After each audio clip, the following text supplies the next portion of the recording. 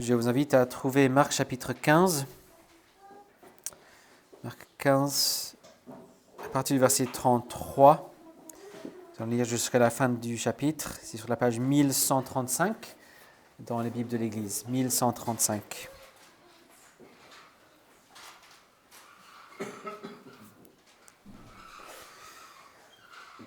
Avant de lire, nous voulons prier pour demander l'aide de notre Dieu. Prions. Père céleste, accorde-nous de comprendre ta sainte parole selon ta divine volonté, afin que nous apprenions par elle à mettre toute notre confiance en toi seul et à la retirer de toute autre créature. De plus, que notre vieil homme, avec toutes ses convoitises, soit crucifié davantage chaque jour, et que nous puissions nous offrir à toi comme un sacrifice vivant, à la gloire de ton saint nom et à l'édification de notre prochain, par notre Seigneur Jésus-Christ. Amen. Marc chapitre 15 et à partir du verset 33.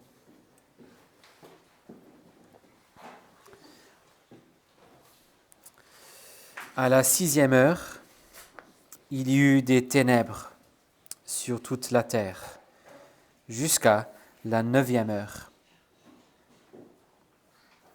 Et à la 9e heure, Jésus s'écria d'une voix forte, « Éloi, Éloi, lema sabachthani » ce qui se traduit « Mon Dieu, pourquoi m'as-tu abandonné ?»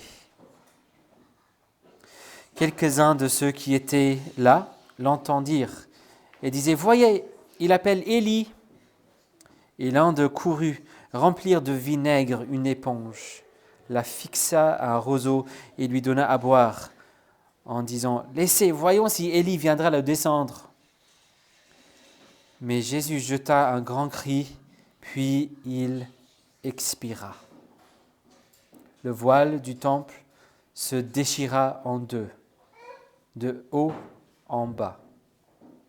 Le centurion, qui se tenait en face de Jésus, voyant qu'il avait expiré de la sorte, dit « Cet homme était vraiment le Fils de Dieu. » Il y avait aussi des femmes qui regardaient de loin. Parmi elles était Marie-Madeleine, Marie, mère de Jacques le mineur et de Josès, et Salomé, qui le suivaient et le servaient lorsqu'il était en Galilée, et plusieurs autres qui étaient montés avec lui à Jérusalem. Le soir était déjà là, et comme c'était la préparation, c'est-à-dire la veille du sabbat, Joseph d'Arimathée, membre distingué du conseil, qui lui-même attendait aussi le royaume de Dieu, arriva. Il eut le courage de se rendre chez Pilate pour lui demander le corps de Jésus. Étonné qu'il soit déjà mort, Pilate fit appeler le centurion. Il lui demandait s'il était mort depuis longtemps. Renseigné par le centurion, il donna le corps à Joseph. Celui-ci acheta un linceul, descendit Jésus de la croix, l'enveloppa du linceul et le déposa dans une tombe taillée dans le roc. Puis il roula une pierre à l'entrée du tombeau. Marie-Madeleine et Marie, mère de Jacques, regardaient où on le mettait. L'herbe sèche et la fleur se fanent, mais la parole de notre Dieu subsistera éternellement. Une chose qui fait souvent plaisir aux gens, c'est d'avoir accès à un nouveau lieu ou un nouveau statut. Être admis à telle ou telle école, être accepté dans un club, une équipe, réussir un concours, être embauché quelque part.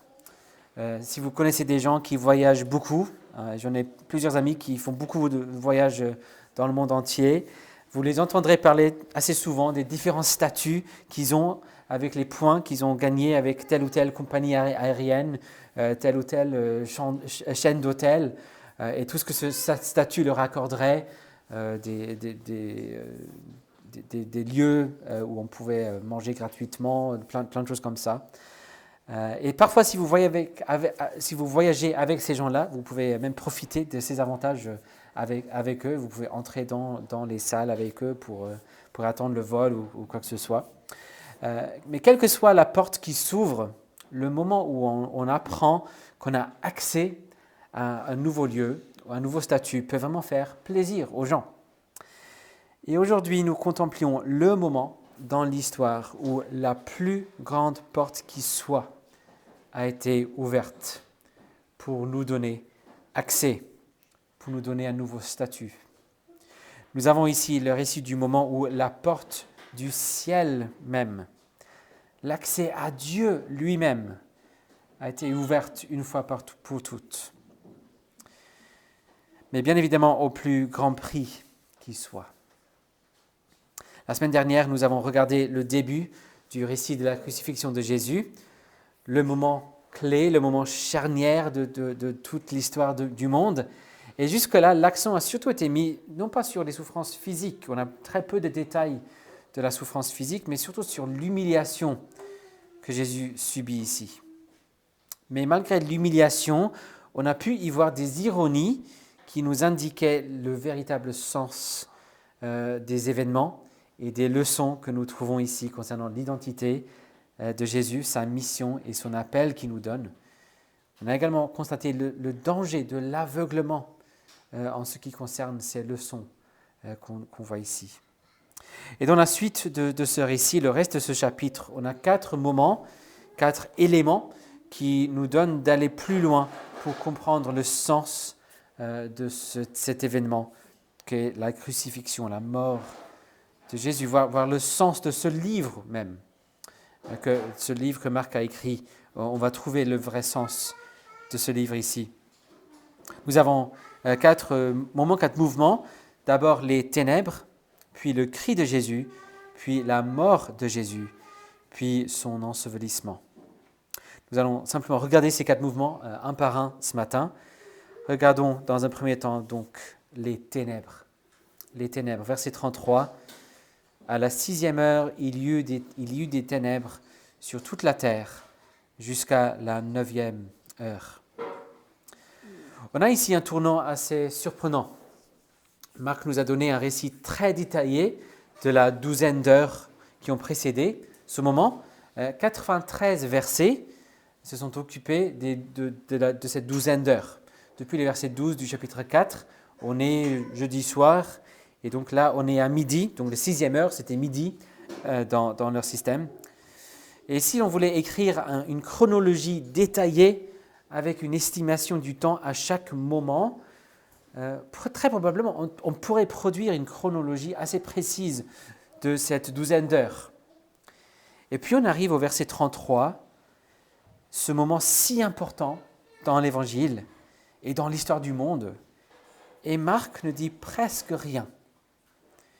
Il dit simplement qu'il y a eu des ténèbres pendant 3 heures. Donc entre midi et 3 heures, des ténèbres.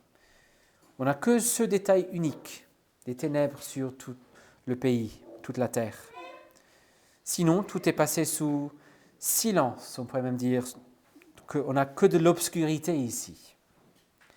Et quel est le sens de cette obscurité ? Les Écritures de l'Ancien Testament nous aident, bien sûr. On pourrait penser à l'avant-dernière plaie que Dieu avait envoyée sur Égypte. Le dernier, bien sûr, était la mort de l'aîné dans chaque maison où il n'avait pas été un agneau, où le sang avait été mis sur la porte. Mais l'avant-dernière plaie, dans Exode 10, il y eut d'épaisses ténèbres dans tout le pays d'Égypte pendant 3 jours. D'épaisses ténèbres. Et le langage que Marc emploie ici semble faire écho à ce texte-là. C'est aussi le genre de langage employé par des prophètes pour désigner la colère et le jugement de Dieu, surtout lors du jour du Seigneur. Et donc on voit ici le jour du Seigneur dans un premier temps descendre sur Jésus. Dans Amos 8, verset 9, nous lisons « Il arrivera en ce jour-là, oracle du Seigneur éternel, que je ferai coucher le soleil à midi et que j'obscurcirai la terre en plein jour. » Donc on a une idée de la signification de ce moment. C'est Dieu qui déverse sa colère, sa condamnation contre le péché en ce moment-là. Et il le fait sur Jésus, bien sûr. Et le reste des Écritures ont déjà donné de voir le sérieux et l'horreur de cette colère juste et sainte de Dieu contre le péché, la rébellion de l'humanité contre lui, le Créateur bienveillant. Même après la chute, on voit cette épée enflammée qui gardait le jardin pour refuser accès à ce jardin. On a le déluge avec Noé, on a le sacrifice d'Abraham, celui de son propre fils, que le Seigneur ne pouvait pas exiger de lui finalement. On voit la descente, la souffrance, la solitude de Joseph en Égypte, même jusqu'en prison. On voit les 10 plaies sur Égypte, les bêtes, la grêle, le sang, les ténèbres, la mort. On a des textes qui expliquent le sens de ce moment et l'importance de cette personne promise que nous trouvons en Jésus, comme dans Ésaïe 53. Il était transpercé à cause de nos crimes, écrasé à cause de nos fautes. Le châtiment qui nous donne la paix est tombé sur lui. Et c'est par ses meurtrissures que nous sommes guéris. Mais après tout cela, après tout ce que les Écritures ont dit, maintenant que le moment est enfin venu, obscurité. C'est presque comme s'il n'y avait pas vraiment de paroles suffisantes pour exprimer l'horreur de ce qui s'est passé sur cette croix, au milieu de ces ténèbres. À la 6e heure, il y eut des ténèbres sur toute la terre, jusqu'à la 9e heure. Dans le contexte aussi, dans la culture, il y avait plusieurs textes dans le monde païen où si quelqu'un décrivait la mort d'un roi, la mort de quelqu'un d'important, ils mettent aussi cette image d'obscurité qui tombe lors de la mort. Mais avec Jésus ici, on a vraiment d'épaisses ténèbres qui descendent sur tout le pays. Mais ce qui suit nous aide aussi à comprendre le sens de ces ténèbres. Regardons donc dans un deuxième temps le cri de Jésus. Le cri de Jésus, verset 34, à la 9e heure, donc vers 3 heures de l'après-midi. Jésus s'écria d'une voix forte, « Eloi, Eloi, lema sabachthani », ça c'est de l'araméen, et sûrement la traduction araméenne du psaume 22, qui se traduit « Mon Dieu, pourquoi m'as-tu abandonné ?» On voit que certains gens avaient mal entendu ce que Jésus a dit. Ils croyaient qu'il appelait Élie, donc pas Eloi, mais Élie. Et puisqu'il y avait des textes et une tradition comme quoi Élie devrait retourner avant la fin pour sauver le peuple de Dieu, il décide d'attendre pour voir si ce désir de Jésus se produit. Bien sûr, ils ont mal compris ce que Jésus avait dit. Marc ne précise pas ici qui c'était. C'était des gens qui connaissaient la tradition juive clairement, donc ce n'était pas les Romains, donc c'était soit des passants, soit des chefs religieux qui ont dit ça. Ils donnent donc à boire à Jésus, ils donnent du vinaigre, boisson qui réveille. Donc si vous buvez du vinaigre, ça réveille un peu, bien sûr. Et c'était pour prolonger le temps, pour donner un peu plus de temps pour voir si Élie vient. Ou plutôt pour prolonger le temps, pour se moquer de Jésus, alors qu'il attend Jésus. Jésus est là, il attend Jésus, on va le faire attendre, on va le faire attendre de plus en plus, pour voir si Élie vient. Comme nous lisons dans le psaume 69, 22, « Ils mettent du poison dans ma nourriture, et pour ma soif, ils m'abreuvent de vinaigre. » Ça abreuve, mais c'est du poison, c'est pour se moquer de lui. Calvin, dans son commentaire, ajoute un mot ici, où il remarque que ces gens n'ont pas du tout réagi à ces 3 heures de ténèbres qu'ils venaient de vivre. 3 heures de ténèbres à midi, et ça n'a pas fait réfléchir ces gens. Ils ont refusé de voir qu'il y avait ici quelque chose de très important qui se passait. Et donc Calvin note que ce fanatisme monstrueux dont ils font preuve ici, je cite, « nous doit bien étonner et faire dresser les cheveux sur la tête. » Fin de citation. C'est époustouflant cette attitude contre Dieu qui ne fait pas attention à ce qui se passe. Mais pour ceux qui entendent bien ce que dit Jésus ici, on a là un aperçu de ce que Jésus a vraiment subi sur la croix. Il a été abandonné par Dieu. Non pas dans un sens où Dieu le Père se serait tourné contre Dieu le Fils, comme s'il serait une rupture au sein de la Trinité, ce ne serait pas possible, mais dans le sens où Dieu a abandonné et a versé sa colère sur cet homme, ce second Adam, ce représentant humain de tous ses élus. Dieu a abandonné cet homme juste, cet homme parfait. Dieu l'a abandonné. Il a versé la malédiction sur lui. On a deux réalités ensemble ici dans la phrase que Jésus crie. Jésus ne dit pas mon Père, il dit mon Dieu, tellement il ressent cette distance. Et pourtant il dit mon Dieu, c'est une expression de foi en même temps.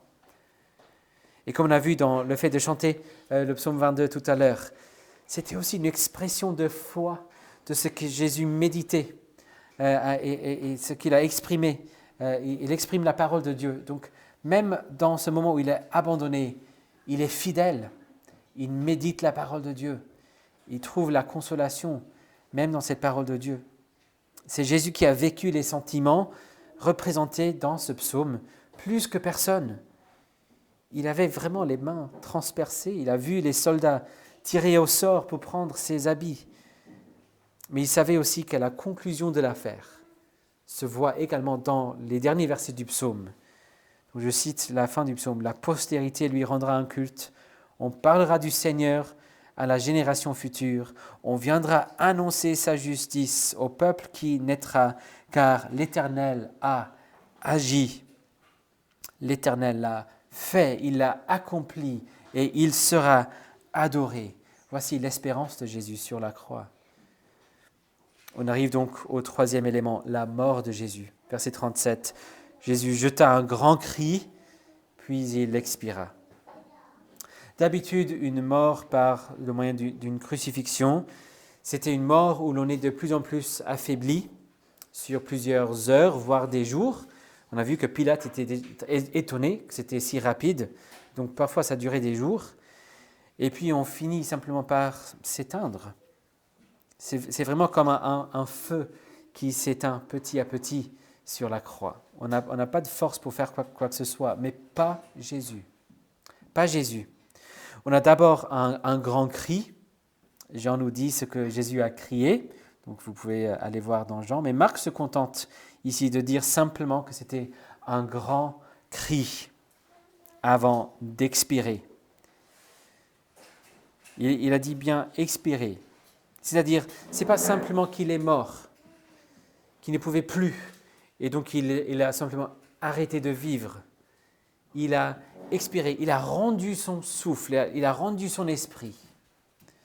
C'est Jésus ici qui se rend, qui se répand, qui se vide. Il donne sa vie. Ce n'est pas simplement qu'il subit la mort, il donne sa vie. Et on voit deux réactions importante à ce moment où Jésus a donné sa vie. D'abord au verset 38, Marc quitte cette colline brièvement pour se rendre à une autre colline à côté. Il nous donne un aperçu de ce qui s'est passé dans le temple. Temple où il y aurait eu beaucoup de prêtres en train de faire des sacrifices. À 3 heures de l'après-midi, il y aurait eu beaucoup de prêtres, donc beaucoup de témoins qui auraient pu constater ce qui s'est passé ici. Cette immense maison qui représentait la relation entre Dieu et son peuple pour cette période de l'Ancienne Alliance, la maison qui représentait la présence de Dieu parmi son peuple, mais qui ne pouvait être un lieu de rencontre uniquement par un système assez intensif de sacrifices. Et au centre de ce temple, il y avait ce Saint des Saints, le lieu qui représentait la présence de Dieu parmi son peuple, le lieu sur terre qui représentait le ciel pour son peuple, la salle du trône de Dieu. Et le grand prêtre, même le grand prêtre, ne pouvait entrer cette pièce qu'une fois par an. Il le faisait au nom du peuple, bien sûr, avec le nom de chaque tribu gravé sur le pectoral qu'il portait. Mais c'était tout. Uniquement le grand prêtre, uniquement une fois par an. Et même là, après une longue série de sacrifices pour lui-même, et après pour le peuple, et pour entrer, pour mettre le sang sur l'autel. Et à l'entrée de cette pièce, il y avait cet énorme rideau épais, la même épaisseur qu'une main, qu'on appelait le voile. Et le voile était précisément là pour ce moment-ci. Le voile était là pour être déchiré. Au moment de la mort de Jésus, le voile, cet énorme rideau, a été déchiré de manière miraculeuse, non pas de bas en haut. Ce n'était pas un prêtre qui est allé, ok, il est mort, on va déchirer. Non, non, non. C'est Dieu qui déchire le voile de haut en bas. Tout au long du récit de la Passion, on a vu la réaction des hommes, principalement la moquerie des hommes. Mais voici la réaction, le verdict de Dieu en réponse à ce que Jésus a fait ici. Il déchire le voile. D'abord les ténèbres pour verser la malédiction sur lui, et puis, et aussitôt que Jésus a expiré sa vie, il a rendu sa vie, Dieu a déchiré, détruit le voile du temple, une fois pour toutes. Le sacrifice ultime a été offert et accepté. La porte est enfin ouverte. Et puis on voit la réaction du centurion, verset 39. Il y avait beaucoup de gens autour, mais ce centurion était face à Jésus. Il regardait Jésus pendant ces heures de sa mort. C'était un homme qui aurait sûrement témoigné d'innombrables crucifixions dans sa vie, et plein d'autres morts, plein d'autres décès, plein d'autres meurtres. Il aurait aussi eu une compréhension assez païenne de ce qu'était un Dieu aussi. Il avait peut-être l'idée que les dieux marchaient parmi nous, mais pour exercer du pouvoir, non pas pour une mort scandaleuse et honteuse. Mais il avait sûrement entendu parmi les accusations de ces Juifs des idées comme le blasphème où cet homme se serait proclamé fils de Dieu. Il a sûrement entendu que les Juifs se plaignaient de ça. Il a dit qu'il était fils de Dieu, comme il a dit devant le Sanhédrin. Et alors qu'il aurait eu plein de raisons pour se moquer de cet homme, avec tous les autres, ce centurion a vu quelque chose. Il y avait quelque chose dans sa manière d'expirer, sa manière de pousser, de pousser ce dernier cri, à pousser ce souffle, pousser son esprit, que maintenant, ce centurion est poussé à se rendre compte qu'il y avait quelque chose de différent ici, quelque chose de spécial. Vous vous souvenez peut-être que Marc a donné comme titre de ce livre, l'Évangile, la bonne nouvelle de Jésus le Christ, le Fils de Dieu. Christ, Fils de Dieu. Et le livre est structuré autour de ces deux choses-là que Marc veut nous démontrer. Il est le Christ, le Messie, celui qui est oint, le prophète, prêtre et roi, et il est le Fils de Dieu. Et au milieu du livre, on a vu la confession de Pierre, tu es le Christ. Donc on a la moitié de ce qu'on doit voir. Et voici à la fin, comme ce haut point du livre, mais dans la bouche d'un centurion, cet homme était vraiment le Fils de Dieu. Il y avait quelque chose dans sa manière d'expirer. C'était sûrement le Fils de Dieu. Voici donc le Fils de Dieu crucifié, mais en tant qu'homme innocent, pour vous ouvrir la porte au ciel, pour vous donner accès à Dieu, pour vous réconcilier avec Dieu. Regardons donc l'ensevelissement. Et ici, Marc nous explique que Jésus, le Christ, le Fils de Dieu, avait vraiment transformé des vies. Il y avait plusieurs femmes qui suivaient discrètement, qui avaient suivi Jésus pour le servir, pour le soutenir en tant que disciple fidèle. Et en fait, à partir de la mort de Jésus, ce sont principalement les femmes fidèles que Marc nous invite à suivre. On doit suivre les femmes à chaque étape jusqu'à la fin du livre. Ce sont elles les témoins principaux maintenant. Ce n'était pas le norme à l'époque, c'était étrange de choisir des femmes comme témoins. Une femme n'était pas considérée comme étant suffisamment fiable pour faire appel à elle, pour rendre témoignage. Le témoignage d'une femme à l'époque valait rien. Mais Marc nous invite à suivre les pas de ces femmes qui, contrairement aux disciples, n'ont pas quitté Jésus. Ils ont voulu voir ce qui s'est passé. On a aussi Joseph d'Arimathée, membre important, distingué de ce conseil, le Sanhédrin, dont la vie avait été touchée par Jésus, mais qui n'avait jamais osé s'exprimer.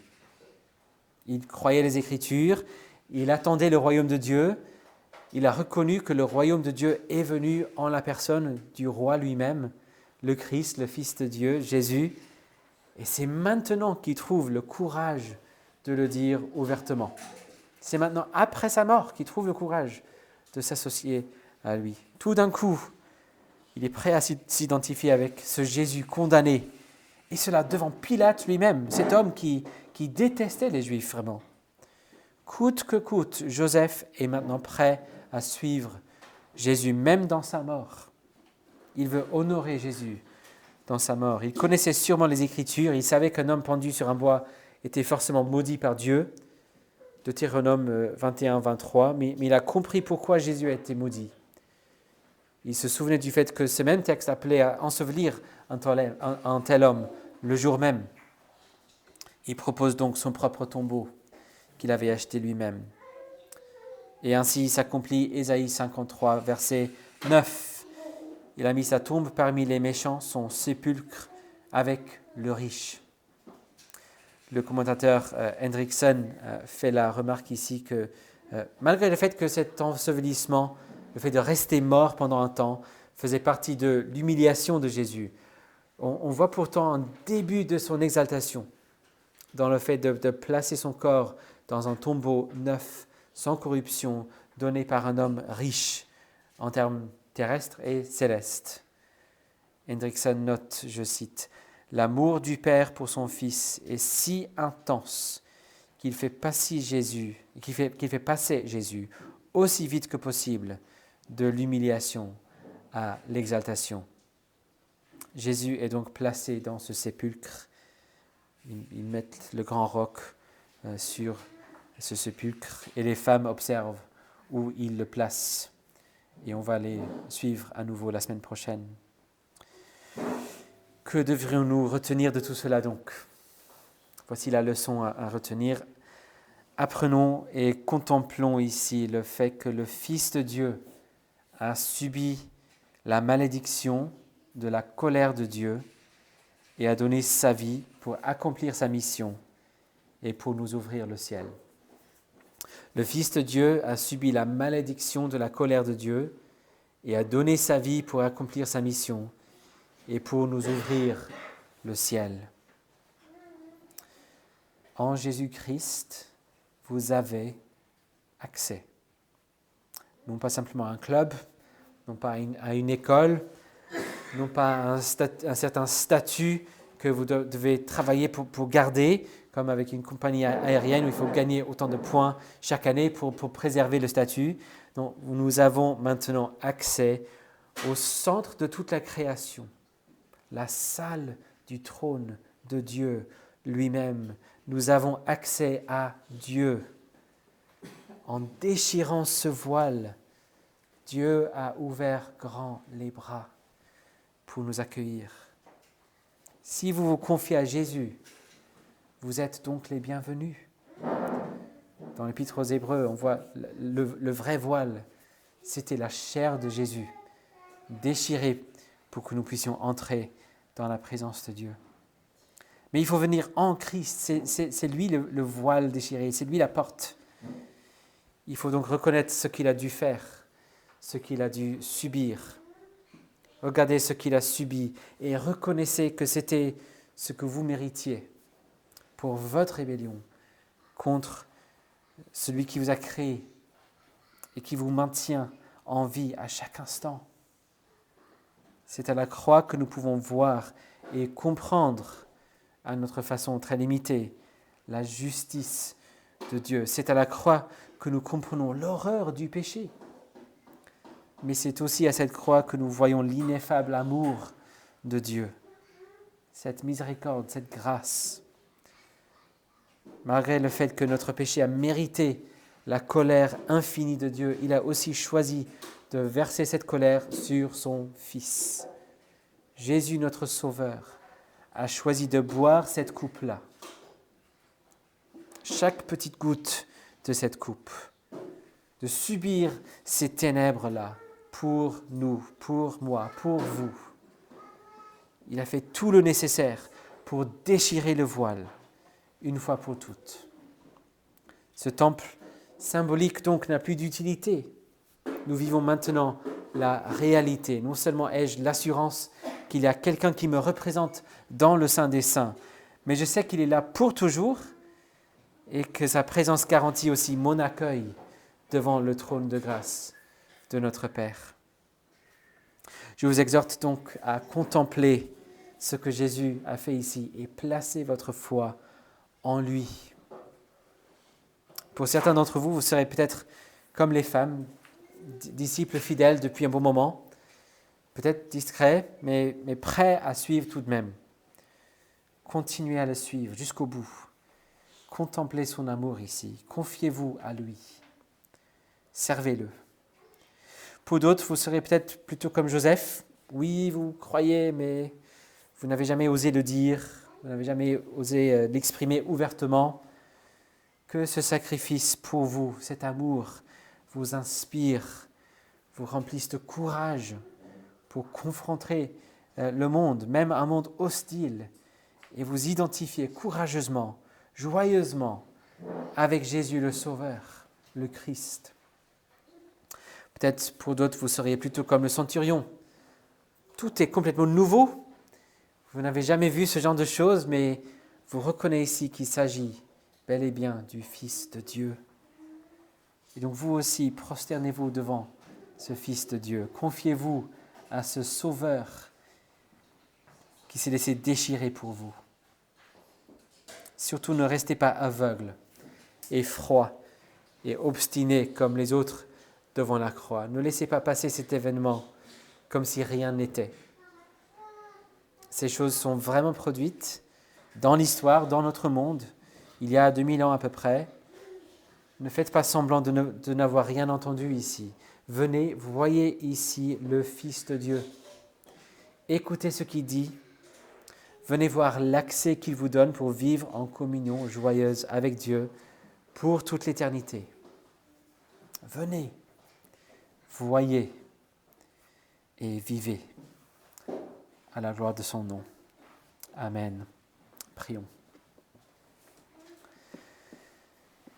Merci notre Père pour cette grâce que nous voyons ici en Jésus-Christ. Merci pour son sacrifice. Merci de l'avoir abandonné en notre place.